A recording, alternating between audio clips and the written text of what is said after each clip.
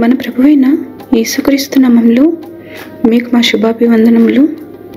ఈరోజు దేవుని వాగ్దానము, గొర్రెల గొప్ప కాపరి అయిన యేసు అను మన ప్రభువును నిత్యమైన నిబంధన సంబంధముగు రక్తమును బట్టి మృతులలో నుండి లేపిన సమాధానకర్తయగు దేవుడు యేసుక్రీస్తు ద్వారా తన దృష్టికి అనుకూలమైన దానిని మనలో జరిగించుచు ప్రతి మంచి విషయములోనూ తన చిత్త ప్రకారము చేయుటకు మిమ్మును సిద్ధపరచునుగాక.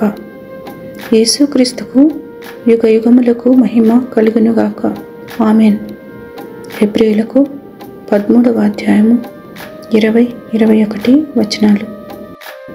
Now may the God of peace, who brought up from the dead the great shepherd of the sheep through the blood of the eternal covenant, that is, Jesus our Lord, equip you in every good thing to do His will, working in us that which is pleasing in His sight, through Jesus Christ, to whom be the glory forever and ever.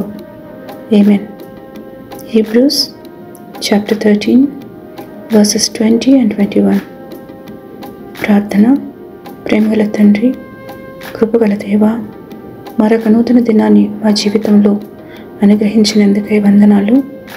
మీ నిత్యమైన నిబంధన సంబంధముగు రక్తమును బట్టి మమ్మను దేవునితో సమాధానపరచి మా ప్రతి దుర్నీతి నుండి మమ్మను పవిత్రులుగా చేసినందుకై వందనాలు.